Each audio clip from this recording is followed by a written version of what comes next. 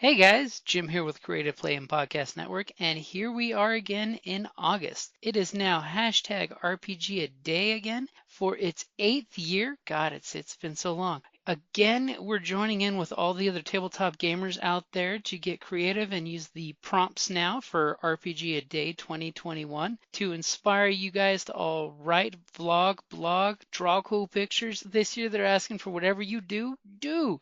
So we are going to go ahead and start out with the next day. All right, guys, here we go. Hi, this is Kelly, aka Trixie from Ragnarok and Roll, assigned to Ragnarok Story, and Tilda Wimblewick from D&D Journey of the 5th Edition. First off, I would just like to say thank you to everyone for listening to our varied adventures, as well as for rating us on iTunes and RPGpodcast.com. If you haven't rated us yet, we would greatly appreciate it if you could. And if you're looking for more ways to support our efforts, we are now on Patreon, a great site where you can help us continue making more podcasts, as well as some special surprises for our patrons. If you can, please look us up at www.patreon.com/cppn. Every little bit helps. And again, thank you for listening.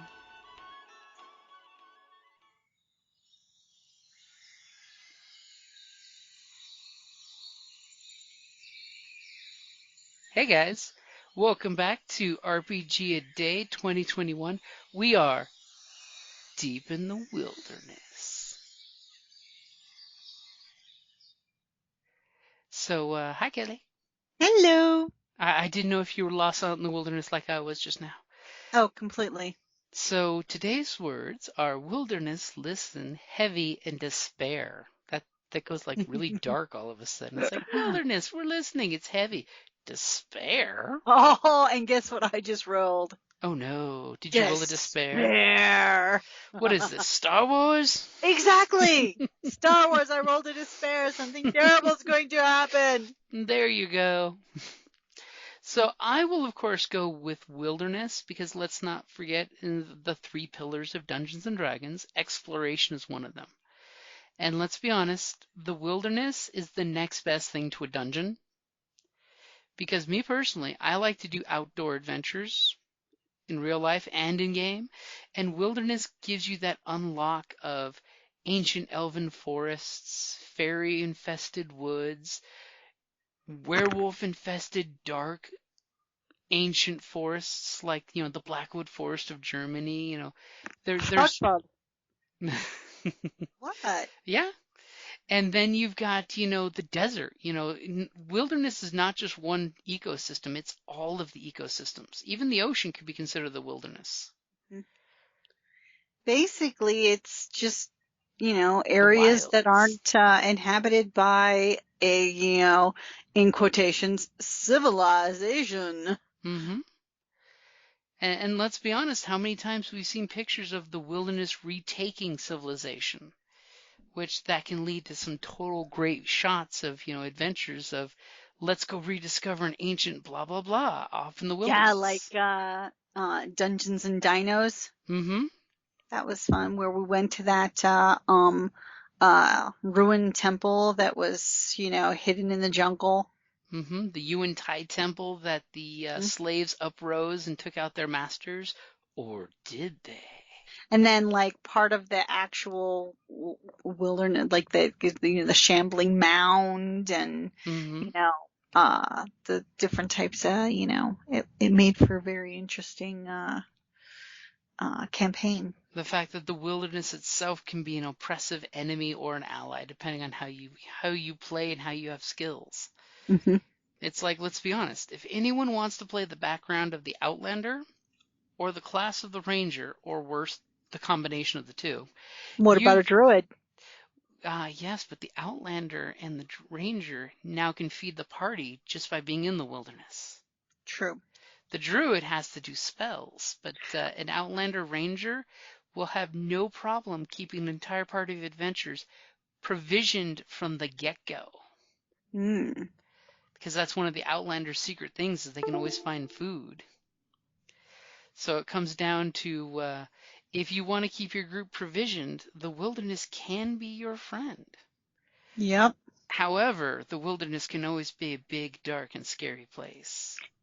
True, but Outlanders also know at least, what, two musical instruments? True.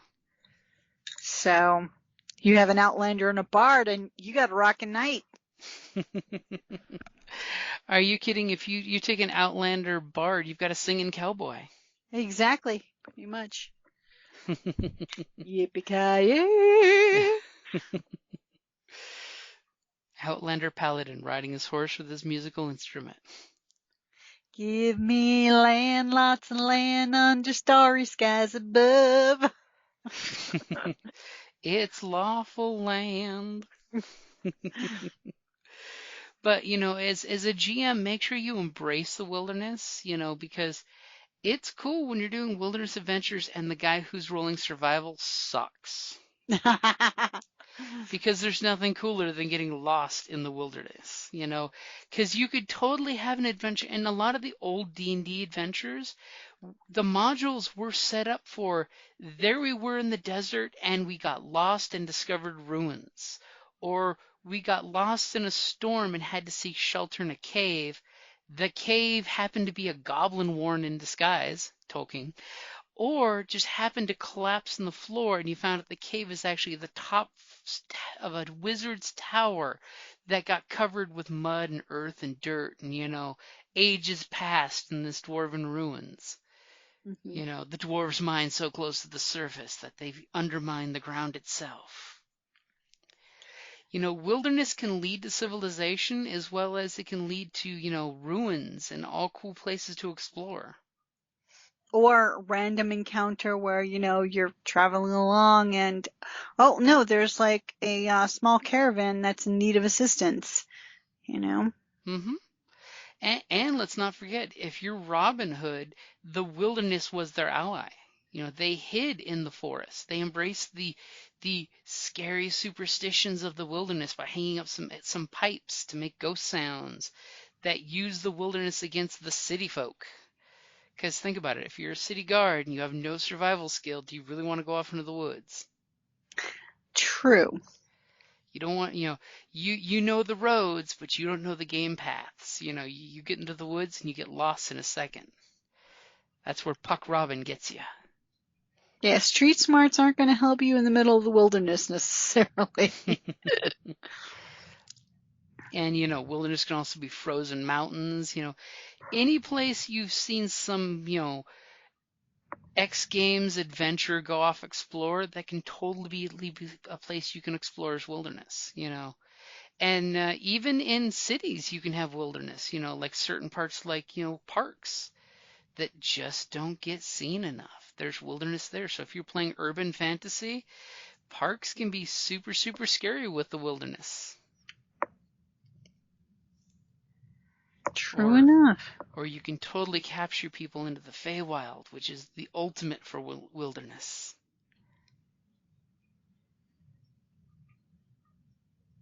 The never never. The never never. I mean, there's a new fantasy island starting, and that's totally an island wilderness. Look at Lost. Lost took an island and made wilderness scary.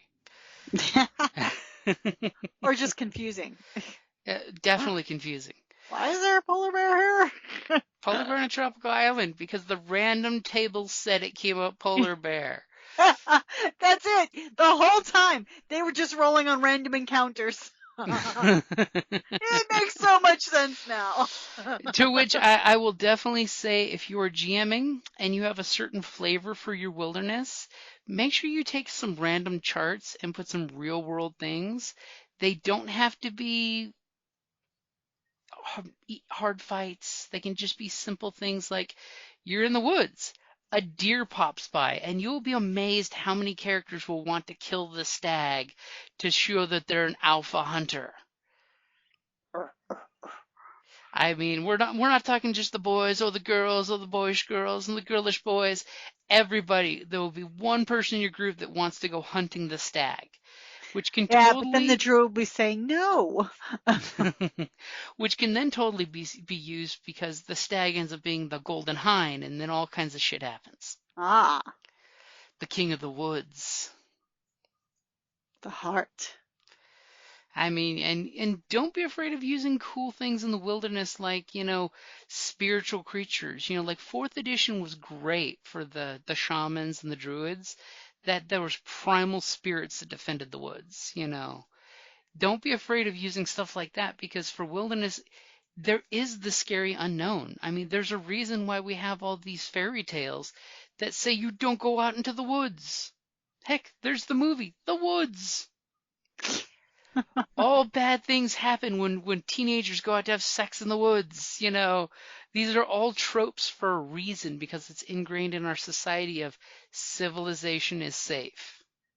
No, Really, it's it's just a not. different jungle. Exactly. It's a different kind of wilderness.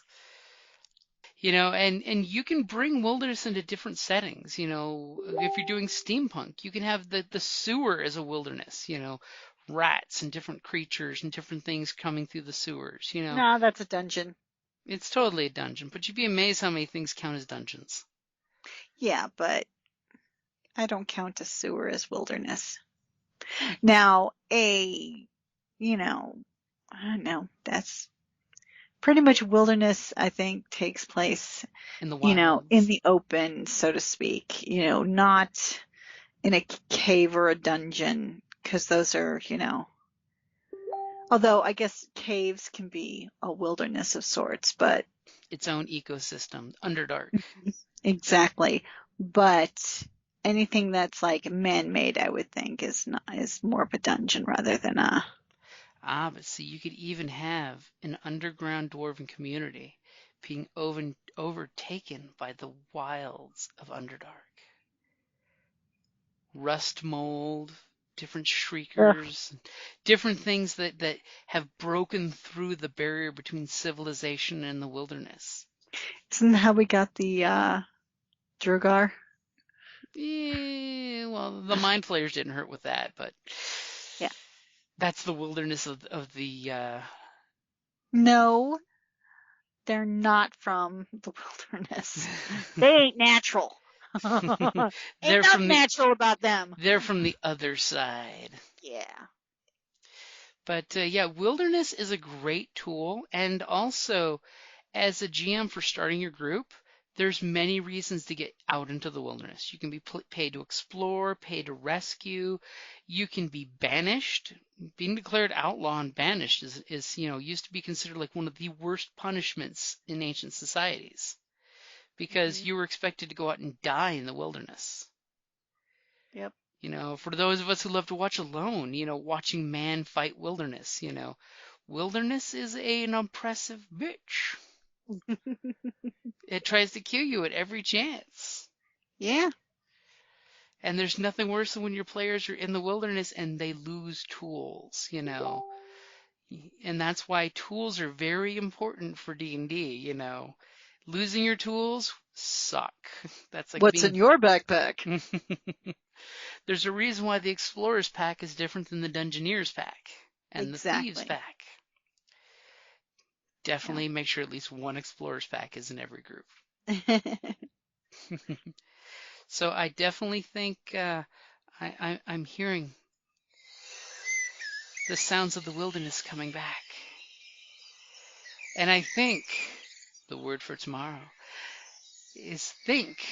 And it's time for us to, with great despair, to go back into the wilderness. Unless you want to cover despair. No, I already covered it briefly. Okay. So I that's think we're done. I think that's a good place to wrap it up there. And let's head back into the wilderness.